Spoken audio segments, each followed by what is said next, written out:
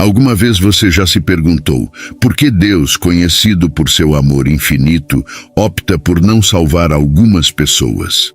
Esta pergunta abre um panorama intrigante sobre o amor divino. Embora seja vasto e inquestionável, Deus se mantém firme em seus princípios. Entre os cristãos, acredita-se amplamente que a vontade divina abrange todos, sem distinção de gênero, idade ou etnia, ansiando pela salvação de cada um.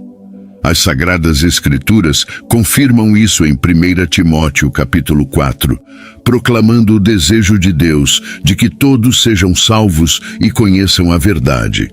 Mas o que acontece com aqueles que parecem estar longe desta salvação? No vídeo de hoje, revelarei 7 perfis de pessoas que podem encontrar obstáculos neste caminho espiritual. Em outras palavras, falarei sobre 7 tipos de pessoas que podem não alcançar a salvação. É vital prestar atenção, muitos de nós poderíamos estar inadvertidamente sob a obstrução, nosso caminho para a redenção. Assim, permaneçam atentos e reflitam. Ressoa algum destes perfis com seu caminho espiritual? A resposta poderia ser a chave para uma compreensão mais profunda da natureza do amor divino e da própria salvação. Convido todos a dedicarem um momento para ver este vídeo completo, participarem nas orações e receberem bênçãos abundantes para vocês, suas famílias e amigos. Antes de mergulharmos no coração deste conteúdo, peço amavelmente que mostrem seu apoio, curtam este vídeo, inscrevam-se em nosso canal e compartilhem esta mensagem essencial. Cada ação sua ajuda a difundir o Evangelho, alcançando mais corações e fortalecendo o reino de Deus aqui na Terra. Amados fiéis, enfrentamos uma verdade inquietante. Nem todos neste mundo podem ou serão salvos. Esta realidade é um aviso, especialmente para aqueles que frequentam a igreja assiduamente. Não é apenas a presença nas celebrações dominicais, a participação ativa na comunidade, a oferta de dízimos, ter um título cristão, falar de maneira piedosa ou mesmo o batismo que garante a salvação. A Bíblia, em Mateus capítulo 7, versículos 21 a 22, nos traz a séria advertência de Jesus sobre o dia do juízo. Muitos acreditarão ter feito milagres em seu nome, mas ele os rejeitará, dizendo: nunca os conheci, afastem-se de mim, malfeitores. Esta mensagem é um convite para que cada um de nós reflita sobre nossa verdadeira posição ante o trono divino no dia do juízo. Perguntem-se, se o Senhor retornasse hoje, estaríamos prontos e dignos, vestidos em sua justiça, imaculados perante Ele? Meditar sobre isso não é apenas importante, é essencial para nossa jornada espiritual. Sinta-se abençoado por estar aqui, participando deste vídeo em um momento tão crucial. Como nos lembra 2 Coríntios, capítulo 5, versículo 10, todos nós devemos nos apresentar ante o tribunal de Cristo, para que cada um receba conforme ao que fez enquanto esteve no corpo, seja bom ou mau. Agora reflitamos sobre 7 tipos de pessoas que, segundo as Escrituras, não podem ser salvadas. O primeiro grupo é composto pelos incrédulos, mas quem são eles? São aqueles que não creem no nascimento, morte, sepultura e ressurreição do Senhor Jesus Cristo. Segundo a Bíblia, estas pessoas não podem alcançar a salvação. A única via para a redenção é através da fé em Deus. Sem esta crença, ninguém pode ser salvo dos pecados e da influência de Satanás. Não há outra maneira de alcançar a salvação, exceto pela fé em Deus e a crença em seu Filho, Jesus Cristo. O conhecido passagem em João 3, versículo 16, destaca que Deus amou tanto o mundo que entregou a seu único Filho para que todo aquele que nele crê não pereça, mas tenha vida eterna. Muitos podem subestimar a simplicidade deste plano de redenção e é por isso que a incredulidade é tão perigosa. Em segundo lugar, Deus não pode salvar aqueles que buscam a salvação por outros meios que não sejam através de Jesus Cristo. João 5, versículo 40, afirma que alguns se recusaram a ir a Jesus em busca de vida. Ele é o único caminho ao Pai, e ninguém vem ao Pai senão por ele. Atos 4, versículo 12, nos diz que não há outro nome dado entre os homens pelo qual devamos ser salvos, exceto Jesus Cristo. Nada mais pode salvar uma pessoa, nem a inteligência, poder, dinheiro, boa aparência, ou mesmo familiares ou amigos. Somos salvos somente pela sangue de Jesus, e sua morte na cruz pagou por nossos pecados. A próxima categoria de pessoas que, segundo as Escrituras, não podem ser salvas são os hipócritas. Jesus abordou diretamente esses indivíduos em Mateus 23, versículo 3. Ai de vocês, mestres da lei e fariseus hipócritas, fecham o reino dos céus diante dos homens. Vocês mesmos não entram, nem deixam entrar aqueles que estão tentando. Um hipócrita é alguém que finge ser o que não é. Nos domingos, se apresentam na igreja com vestimentas apropriadas, levantando mãos santas para Deus. No entanto, nos fins de semana, se comportam como qualquer outra pessoa em ambientes mundanos. Para eles, a salvação e a vida de fé são meras formalidades, tratando a igreja como um centro social sem verdadeira devoção. Estas pessoas podem até adorar a Deus publicamente, mas não permitem que a vida de Cristo se manifeste verdadeiramente em seus atos e pensamentos. Podem passar anos na igreja, mas não mostram frutos que provem a fé que professam. Estão na porta do reino, mas não entram e ainda impedem que outros entrem. No Evangelho de Lucas, capítulo 18, versículos de 9 a 14, encontramos a história de um fariseu que se considerava justo e desprezava os demais. Em contraste, Jesus elogiou a atitude humilde do publicano, que, consciente de seus pecados, implorava a misericórdia de Deus. Esta narrativa ilustra a advertência bíblica contra a autojustificação. Em Efésios, capítulo 2, versículos 8 e 9, somos lembrados de que a salvação vem pela graça, através da fé, e não é algo que possamos alcançar ou do qual possamos nos gabar. A quinta categoria de pessoas que não podem ser salvas são os apóstatas. Segundo Pedro 2, versículos 20 a 22, nos fala claramente sobre eles, dizendo que se alguém, depois de conhecer a nosso Senhor e Salvador Jesus Cristo, volta a se envolver e é vencido pelo mundo, sua condição final é pior que a inicial. Isso ressalta a gravidade de se afastar do caminho da verdade após tê-lo conhecido. Esses indivíduos encontram-se em uma situação pior no fim do que no início. Teria sido melhor para eles não terem conhecido o caminho da justiça do que, após conhecê-lo, virar as costas ao mandamento sagrado que lhes foi entregue. É como descrevem os provérbios: o cão volta ao seu vômito e o porco lavado ao seu revolcar na lama. A Bíblia nos mostra o quadro daqueles que se tornam religiosos e abandonam suas práticas corruptas e imorais, mas que no final revelam sua verdadeira natureza e retornam a elas. Um porco lavado continua sendo um porco. Estas são pessoas que brincam com os fundamentos das crenças cristãs, como o batismo, a comunhão e a assistência à igreja, mas que, eventualmente, revelam seu verdadeiro eu, voltando ao mundo e suas tentações, porque na realidade nunca tiveram fé. A próxima categoria de pessoas que a Bíblia diz que não podem ser salvas são os blasfemos. Jesus aborda este tema em Mateus capítulo 12, versículos 31 e 32, onde adverte que todo tipo de pecado e blasfêmia pode ser perdoado, exceto a blasfêmia contra o Espírito Santo. Aquele que fala contra o Espírito Santo não será perdoado, nem nesta era, nem na vindoura. Algumas pessoas blasfemam contra Deus, zombando do Espírito Santo e menosprezando sua manifestação. Este se considera o pecado imperdoável. Portanto, é crucial ter cuidado com o que se diz sobre o Espírito Santo. Evitem piadas, associações ou grupos que falem de maneira despectiva sobre o mover do Espírito de Deus. pois isso pode levar ao cometimento deste pecado imperdoável. O último grupo de pessoas que, segundo as Escrituras, Deus não pode salvar são os já falecidos.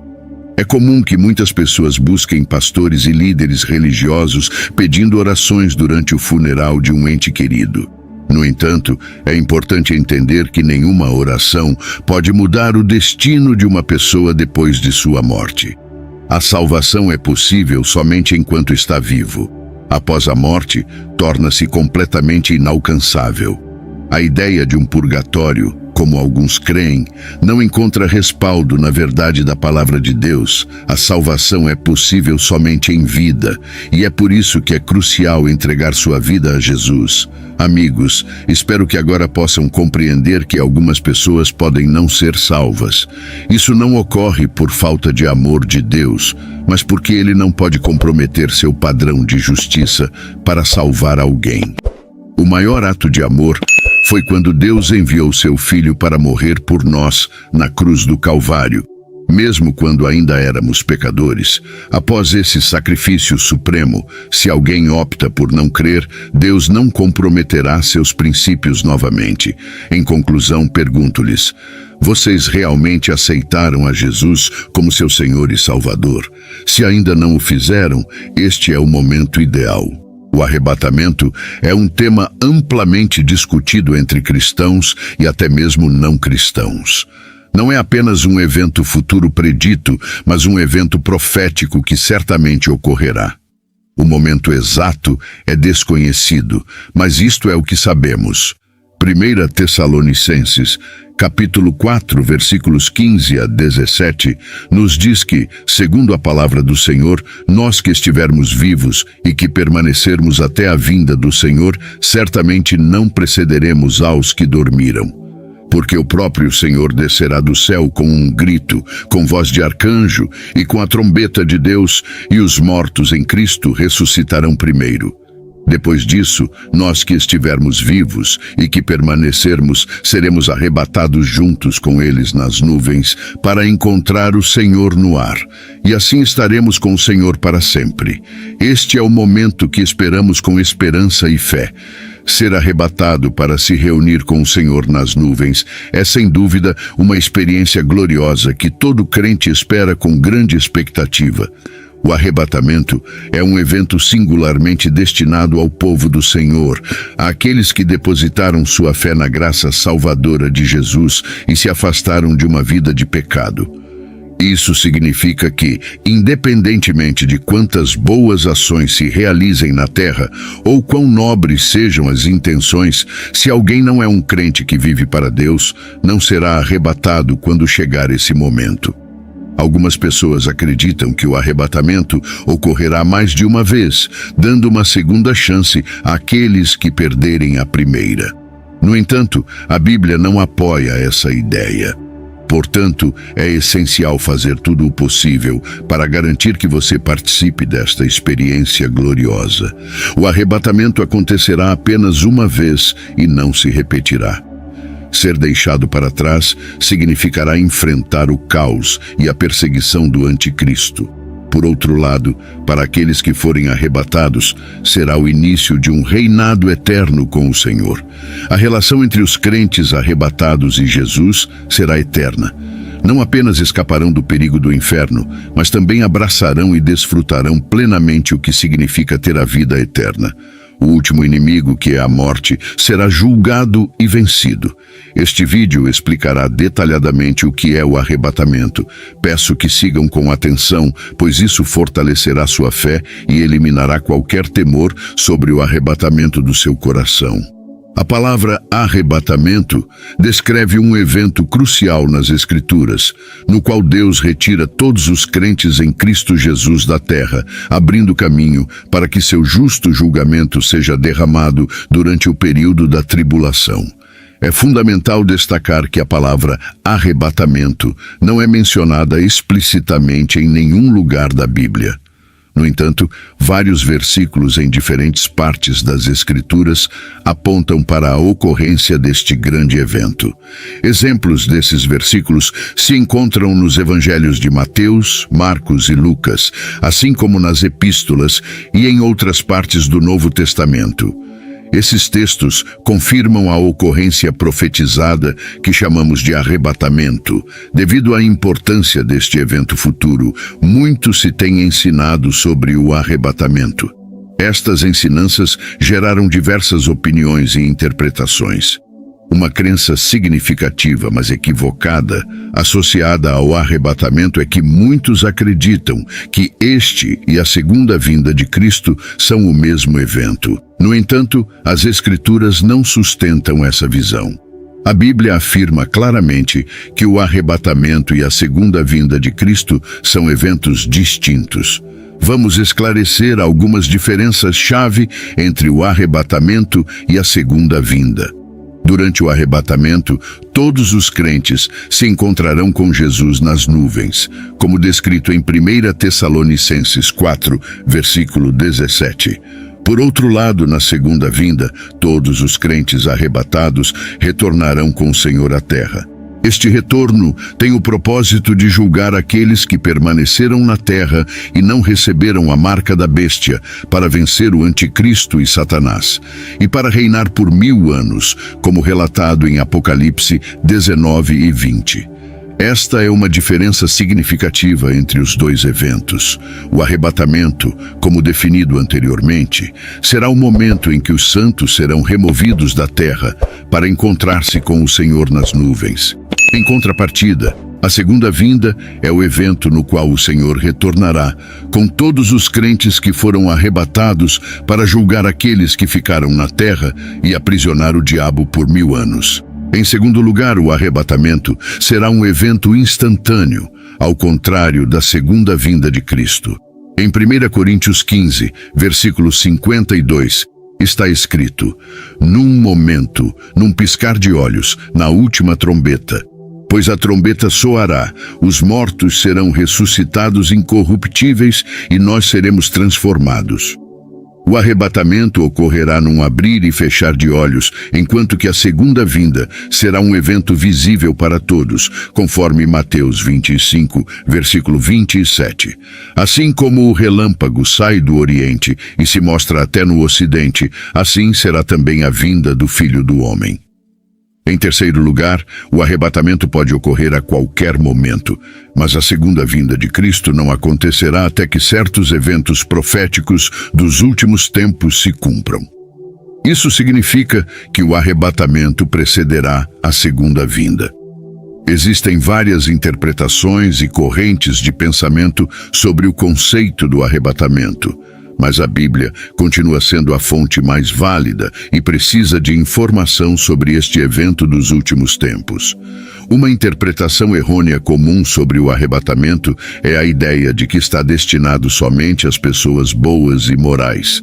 As Escrituras ensinam e confirmam que o arrebatamento é para os crentes em Cristo Jesus.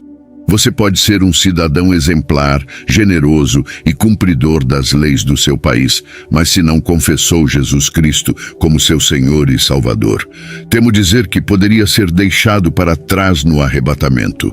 A Bíblia nos ensina algo de grande esperança e consolo, especialmente para aqueles que perderam entes queridos crentes em Cristo.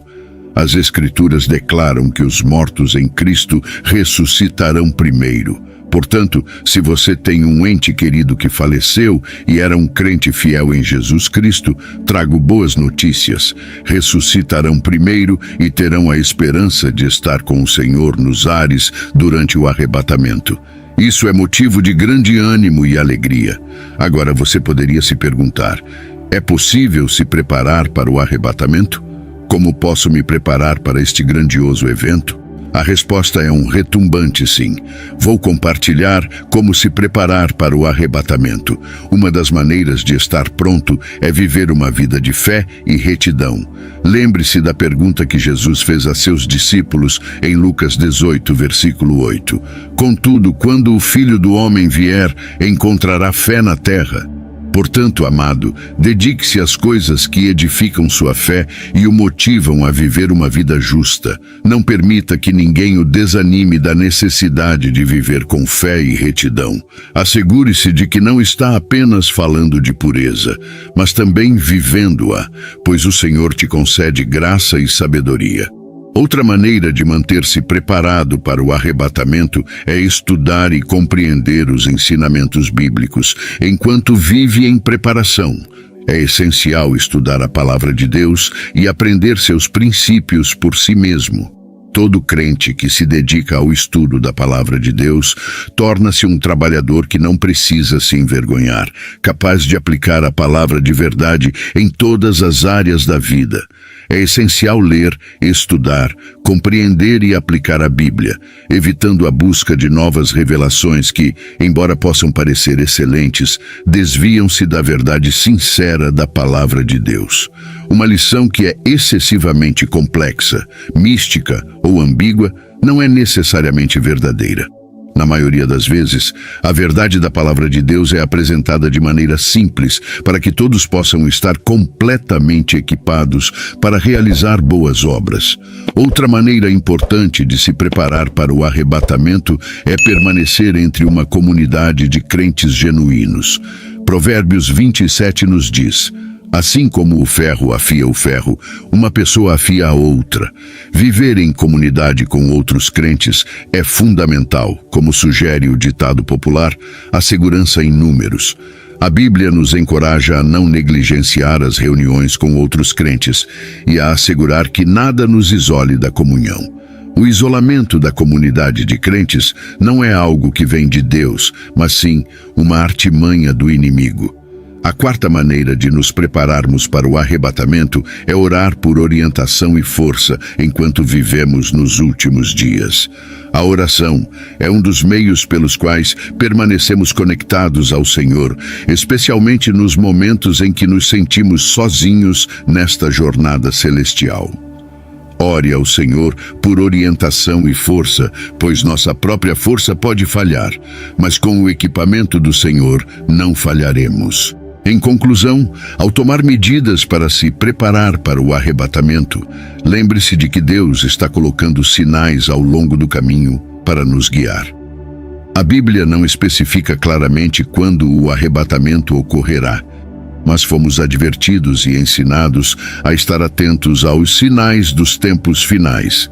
O próprio Jesus nos instruiu sobre esses sinais e a necessidade de estar vigilantes. Durante os últimos dias, Jesus falou sobre esses eventos. Portanto, ante a manifestação desses sinais em nossos dias, seria prudente prestar mais atenção às Escrituras do que nunca. É crucial nos focarmos nas orientações que Jesus nos deixou sobre como conduzir nossas vidas nos tempos finais, como ele disse em Mateus 24, versículo 33. Assim também vocês, quando virem todas essas coisas, saibam que ele está próximo, às portas. Neste vídeo, compartilharei 3 ensinamentos vitais de Jesus e como eles se aplicam de maneira prática e direta à nossa vida cristã cotidiana. O primeiro conselho de Jesus, encontrado em Mateus 24, versículo 46, nos informa que seremos abençoados se formos encontrados cumprindo suas instruções quando ele retornar. Jesus, ao orientar os crentes sobre seu retorno, destacou que a verdadeira fidelidade está em ser encontrado fazendo isso quando o Mestre retornar. Ele prometeu que em sua volta esses servos fiéis seriam abençoados. Mas o que significa ser encontrado fazendo isso? O que exatamente o servo, o crente que segue Jesus, deve estar fazendo quando o Senhor retornar? Para permanecer seguro nesses últimos dias, significa ser encontrado fielmente realizando as tarefas que o Senhor confiou a nós como crentes. Isso implica que não devemos negligenciar a missão que Ele nos confiou até seu retorno glorioso.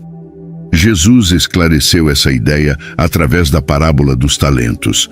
Ser encontrado fazendo isso significa estar ativamente comprometido e dedicado à missão que nos foi confiada, realizando-a com excelência enquanto vivemos em sincera expectativa do retorno iminente de nosso Mestre. Algumas das responsabilidades que nos foram confiadas incluem pregar o Evangelho. Jesus instruiu cada um de seus seguidores a pregar a mensagem do Evangelho como parte da grande comissão. Este é um chamado para todos os que depositaram sua fé em Jesus, para serem ativos na missão de levar o Evangelho a todos ao nosso redor. Nosso compromisso em difundir a mensagem do Reino de Deus às aproximadamente 8 bilhões de pessoas no mundo deve ser firme, independentemente dos obstáculos e desafios que encontrarmos. Fazer discípulos, além de disseminar o Evangelho, Jesus nos encomendou a fazer discípulos. Esta tarefa está claramente delineada em Mateus 28, versículo 20, e ensiná-los a obedecer a tudo o que eu lhes mandei, e eu estarei sempre com vocês até o fim dos tempos. Hoje, a necessidade de discípulos é imensa e Jesus convoca cada um de seus seguidores a multiplicar discípulos, facilitando assim a obra de seu reino. Somente um discípulo pode formar outro discípulo. Há uma necessidade urgente de trabalhadores dedicados no reino de Deus hoje. Quando nos esforçamos em ajudar as pessoas a se aproximarem de Deus, a amá-lo, servi-lo e apresentá-lo, estamos de fato colocando em prática o mandato de Jesus. Ao fazer isso, nos comprometemos a ser encontrados fazendo isso no momento do retorno do Senhor.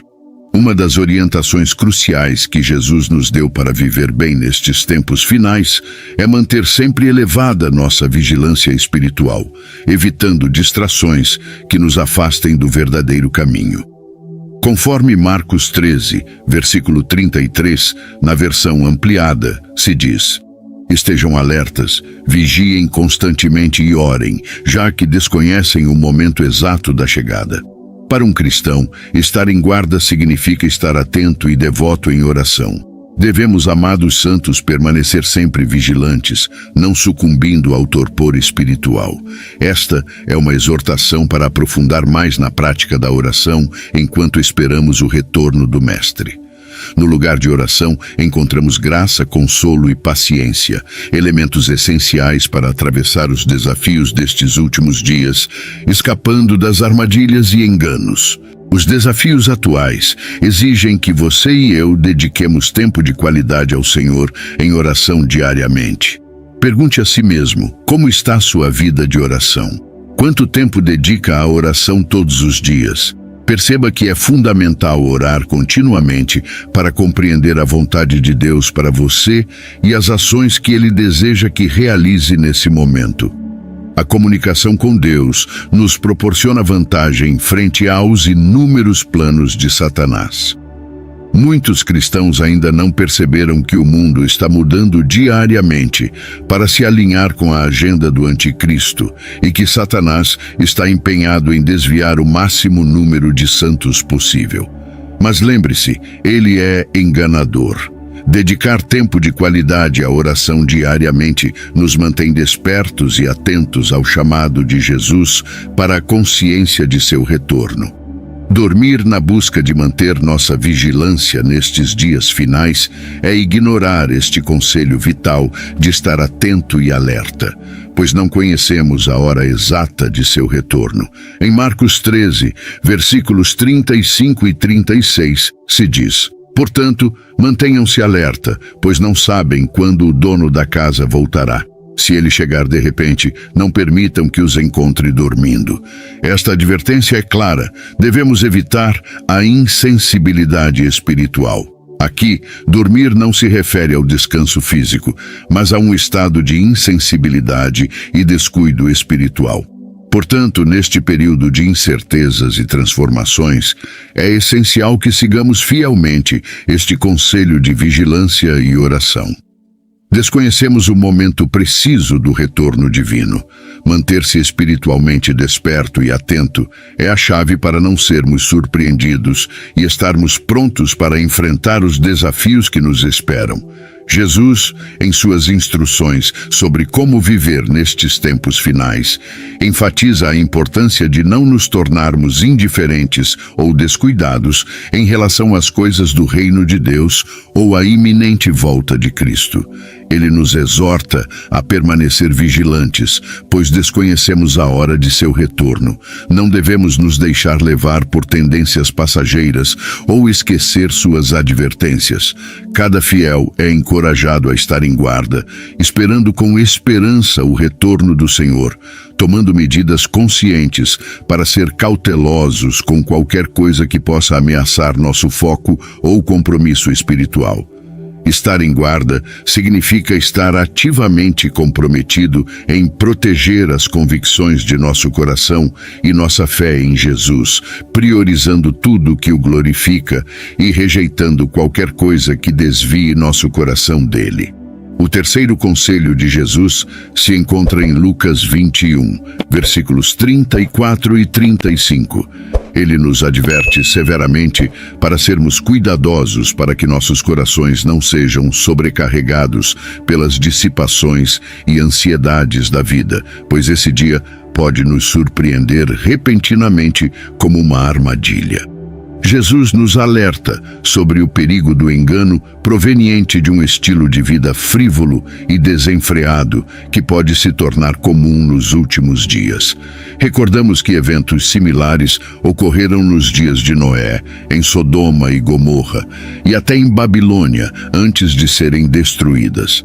A Bíblia relata que antes desses eventos, as pessoas estavam tão absortas em suas vidas, comendo, bebendo e casando-se, que se esqueceram de Deus e de suas advertências. Hoje, vivemos uma situação similar, com muitos esquecendo-se gradualmente de Deus e se voltando para as mentiras e enganos difundidos pelo inimigo através de influenciadores, meios de comunicação e até governos. Jesus também advertiu que alguns podem se desviar, não necessariamente por causa do pecado, mas pelas ansiedades da vida. Por isso, é necessário estar atento às pressões que enfraquecem a fé alheia. Embora enfrentemos tempos difíceis, não devemos permitir que nada esfrie nosso coração em relação a Deus. Independentemente das circunstâncias, não permita que a ansiedade te afaste de tua fé. Ao contrário, que tua fé te libere da ansiedade que domina a tantos nestes dias. Queridos amigos, após escutar estes conselhos do próprio Senhor Jesus, qual deve ser nossa reação? De acordo com a segunda carta a Timóteo, capítulo 3, versículos de 1 a 5, vivemos tempos difíceis nos últimos dias. As pessoas se tornarão egoístas, avarentas, arrogantes, abusivas, desobedientes a seus pais, ingratas, ímpias, sem amor, intransigentes, caluniadoras, descontroladas, brutais, inimigas do bem, traidoras, precipitadas, vaidosas e amantes dos prazeres, em vez de amantes de Deus. Manterão uma aparência de piedade, mas negarão seu verdadeiro poder. Devemos evitar essas pessoas. Esta orientação é cristalina. Devemos nos distinguir e separar do resto do mundo, evitando qualquer associação ou grupo que apresente somente uma forma exterior de piedade, mas que na realidade viva de maneira contrária ao poder de uma vida piedosa. Em outras palavras, suas ações ou apoios são reflexos diretos de uma vida de desobediência à palavra de Deus. Se olharmos para o futuro com esperança e antecipação pelo retorno do Senhor, devemos nos agarrar firmemente à profissão de nossa fé e lutar com fervor pela fé que nos foi confiada.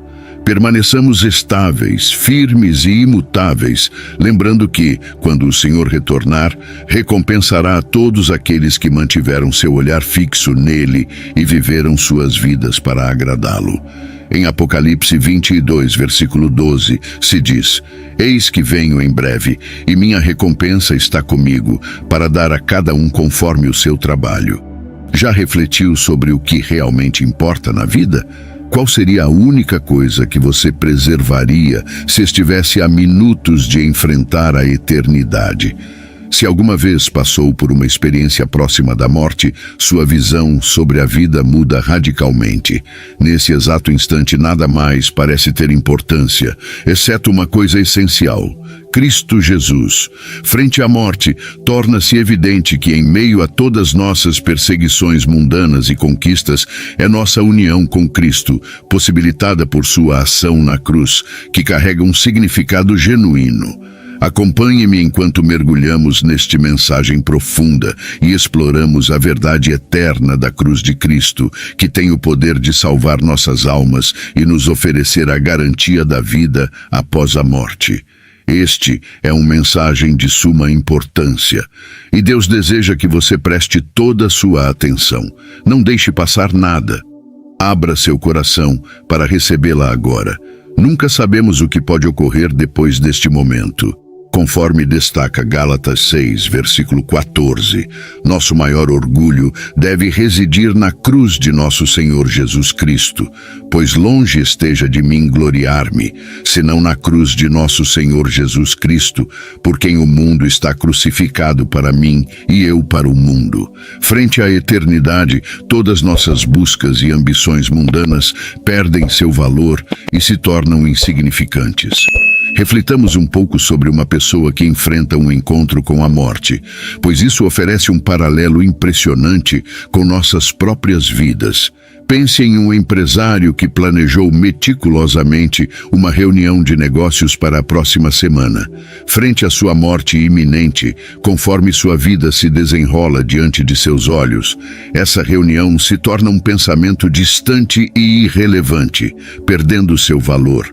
A busca incansável por riqueza deixa de dominar seus pensamentos, e até sua paixão pelo seu time de futebol favorito empalidece em comparação.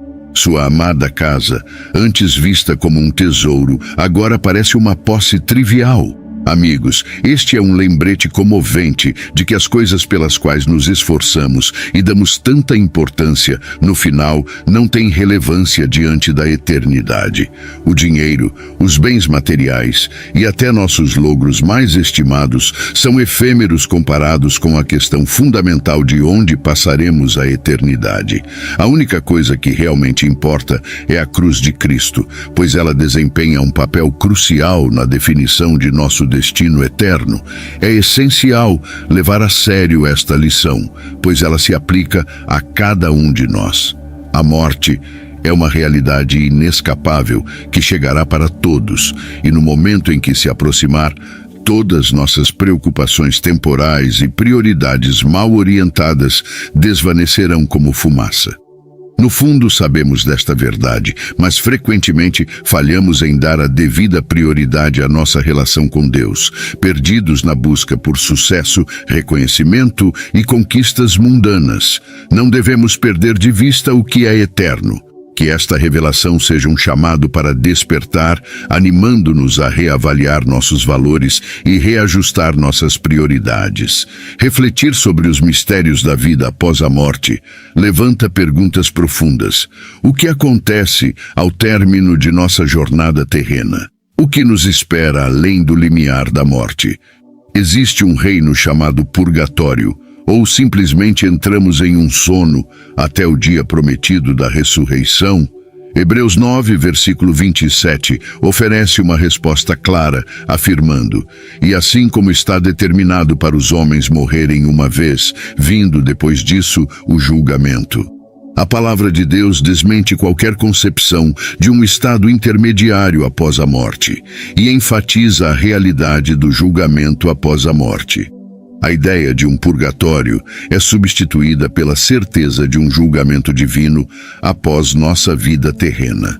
Amigos, ao tomar consciência da inevitabilidade desse julgamento iminente, nossas vidas mudarão drasticamente.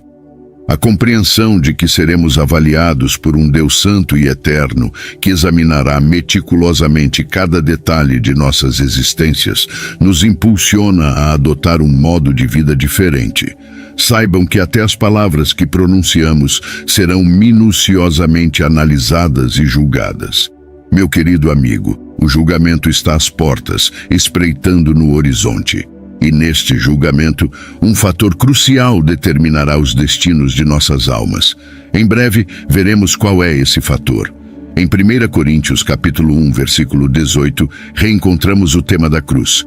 Pois a mensagem da cruz é loucura para os que estão perecendo, mas para nós, que estamos sendo salvos, é o poder de Deus. Reflexionem novamente sobre estas palavras. A pregação da cruz, a cruz de Jesus, pode parecer absurda para aqueles em perdição, mas para os salvos, representa o poder de Deus. A cruz, uma vez mais, se destaca, diferenciando aqueles que seguem o caminho da perdição daqueles no caminho da salvação. A cruz de Cristo é o elemento decisivo para o perdão de nossos pecados. Sem os acontecimentos naquela cruz e a subsequente ressurreição, a salvação não teria sido possível para ninguém. Como nos lembra Gálatas, capítulo 6, a enfática declaração do apóstolo Paulo, longe de mim, atua como um princípio orientador para centrar nossas glórias unicamente em Cristo. Ele nos convida a dirigir nosso olhar para Jesus, a fixar nossos olhos na cruz e a depositar nossa confiança naquele que é o autor e consumador de nossa fé. A cruz se ergue como um farol de esperança e um lembrete do amor e sacrifício incalculáveis que asseguraram nossa redenção. Em nosso dia a dia, estamos constantemente distraídos e tentados a nos afastar do verdadeiro significado da cruz, seduzidos pelos encantos das conquistas mundanas, envoltos na busca por ganhos pessoais e atraídos pelos prazeres efêmeros desta vida. Frequentemente, perdemos de vista o valor eterno da cruz. Diante da eternidade, estas buscas tornam-se insignificantes em comparação com o impacto duradouro da cruz. Ela se destaca como o elemento central que diferencia os que estão perecendo dos que estão sendo salvos e serve como fundamento para o perdão dos pecados. Enquanto navegamos pelas complexidades da vida, o ensinamento dos apóstolos permanece como um chamado firme para fixar nossos olhos no poder transformador da cruz. Devemos refletir sobre a verdade contida nesses versículos, enquanto consideramos a realidade do julgamento iminente e o poder transformador da cruz. Em um mundo cheio de disputas por nossa atenção, enfrentamos uma miríade de distrações que buscam desviar nosso foco da cruz. A importância de manter a cruz no centro de nossas vidas é um lembrete constante para não nos perdermos nas trivialidades e ilusões passageiras, mas buscar o significado profundo e eterno que ela representa. A sociedade frequentemente nos incentiva a nos concentrarmos em nossa própria bondade, instando-nos a nos orgulharmos de nossos feitos e retidão pessoal, promovendo a ideia de autossuficiência baseada na confiança em nossa bondade percebida, perpetuando uma visão distorcida que desconsidera a verdade mais profunda de nossa condição humana. Frequentemente ouvimos sussurros que nos lembram de todas as nossas boas ações, nossa gentileza, amor, responsabilidade com as contas, apoio à comunidade e cuidado com a família. Somos elogiados por nossa retidão moral e cumprimento das leis, levando muitos a acreditar que são, de fato, boas pessoas. Essa mentalidade é comum em muitos pelo mundo, incluindo aqueles que não creem, falhando em reconhecer a própria natureza pecaminosa e as terríveis consequências que dela derivam. Muitos não se dão conta do que Romanos 3, versículo 23, tenta nos ensinar.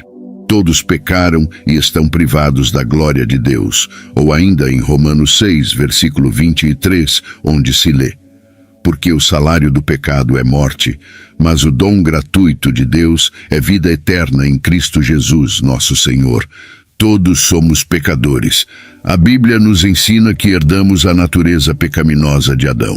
No entanto, o engano ilude as pessoas, dando-lhes uma falsa percepção de retidão, mantendo-as afastadas da salvação até que seja tarde demais.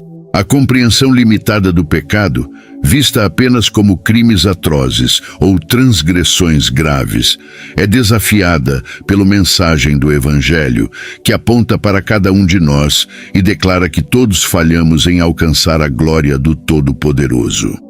O Evangelho apresenta uma mensagem direta e impactante, revelando uma verdade perturbadora. Cada pessoa, não importa quão respeitada pela sociedade ou considerada virtuosa, é pecadora diante de um Deus santo. Muitos se assustam com esta firme avaliação de sua condição moral e rejeitam veementemente a ideia de serem classificados como pecadores. Em vez disso, preferem se apegar à ilusão de sua própria retidão. Por isso, a mensagem do Evangelho torna-se para eles algo ofensivo e difícil de compreender, uma verdadeira pedra de tropeço. Isso acontece porque não estão dispostos a aceitar a realidade de sua necessidade de salvação. A ideia da redenção lhes parece uma tolice, um conceito sem importância, que é facilmente descartado. Muitas pessoas buscam consolo em seus logros, atos de caridade e retidão moral, acreditando que tais ações louváveis são suficientes para assegurar sua posição diante de Deus. São seduzidas pela crença enganosa de que a mensagem da cruz é desnecessária, confiando que podem alcançar a salvação por meio de seus próprios esforços e méritos. O mundo reforça essa ilusão, perpetuando a mentira de que a cruz é irrelevante em nossas vidas. No entanto, é crucial resistir a essa falsidade e aceitar a desconfortável verdade de que nossa bondade por si só é insuficiente. Devemos reconhecer que nossa própria retidão não é suficiente para nos redimir. Não é necessário buscar mais exemplos para nos darmos conta da crescente cultura de desrespeito à vida humana no mundo atual. Basta pegar o celular e navegar pela internet para encontrar a hostilidade que permeia o planeta. Observamos um aumento sem precedentes de assassinatos, conflitos armados e atos terroristas, mais do que em qualquer outra época nas últimas 9 décadas. Mais vidas foram perdidas em guerras do que nos 500 anos anteriores combinados. Somente no século passado, estima-se que 203 milhões de pessoas perderam a vida em guerras, e somente na última década, aproximadamente 2 milhões de crianças foram assassinadas e outros 4 a 5 milhões ficaram incapacitados devido a conflitos. Ante esta realidade, é difícil não pensar que o julgamento divino esteja próximo, mas independentemente de se o arrebatamento acontecerá primeiro ou se deixaremos este mundo para a eternidade, a questão crucial permanece. Estamos preparados para nos encontrarmos com nosso Criador, tal como estamos agora? Temos uma relação com Jesus? Escute, deixe de lado as preocupações desta vida. No final, o que realmente importará é sua conexão com Jesus. Não importa seu saldo bancário ou status social, seguidores no Instagram ou outras redes sociais, mas quão preparada está sua alma. Entreguemos nossos corações ao Senhor neste momento, arrependamo-nos e sejamos firmes na verdade, independentemente do custo. Oremos para que Deus guie nossos corações às coisas do Espírito e nos libere das ataduras da corrupção que domina o mundo. Que o amor por Deus se converta em nossa principal motivação e nos brinde a certeza sobre nossa eternidade. Amém.